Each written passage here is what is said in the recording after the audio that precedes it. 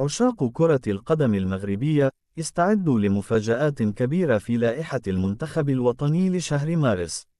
وليد ركراكي في ورطة حقيقية مع اقتراب مباراة النيجر وتنزانيا في تصفيات كأس العالم 2026.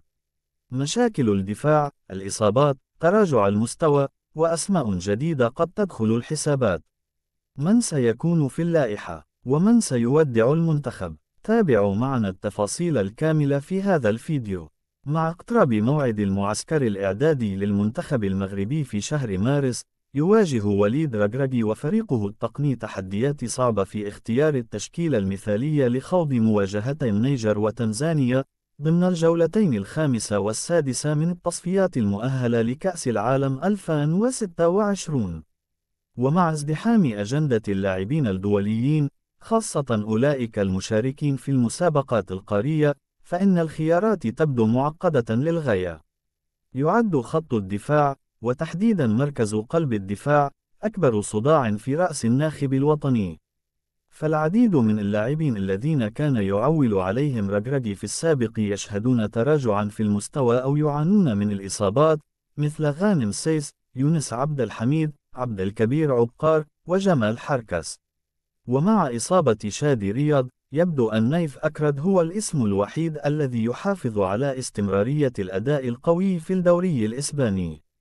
هذا الوضع يفرض على ركراكي اتخاذ قرارات جريئة لإعادة التوازن إلى خط الدفاع، وقد يكون مضطرا لاستدعاء أسماء جديدة أو إعادة النظر في بعض اللاعبين الذين تم استبعادهم سابقا. فهل سنشهد مفاجآت في اللائحة؟ إذا كان مركز قلب الدفاع يطرح مشكلات عديدة، فإن الجهة اليسرى ليست في وضع أفضل. فقد تعرض يحيى عطية الله لإصابة أبعدته عن الملاعب، بينما لم يستعد يوسف بلعمري كامل جاهزيته بعد عودته من الإصابة. أما آدم غزنو، الذي انتقل حديثا إلى الدوري الإسباني، فقد يواجه صعوبات في التأقلم، مما قد يؤثر على استدعائه للمنتخب.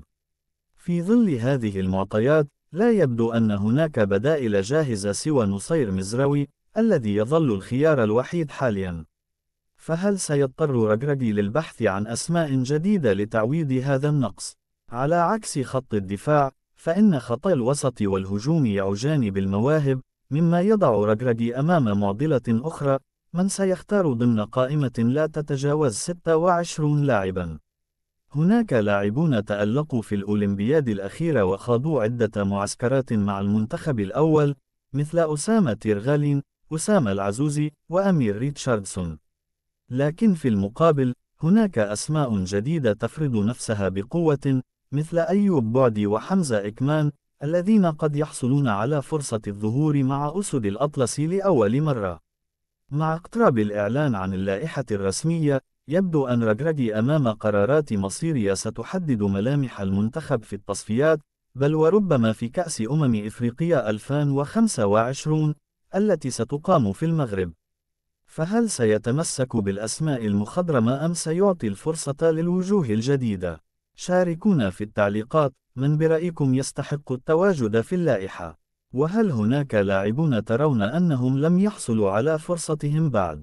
لا تنسوا الإعجاب بالفيديو والاشتراك في القناة لتصلكم آخر أخبار المنتخب المغربي.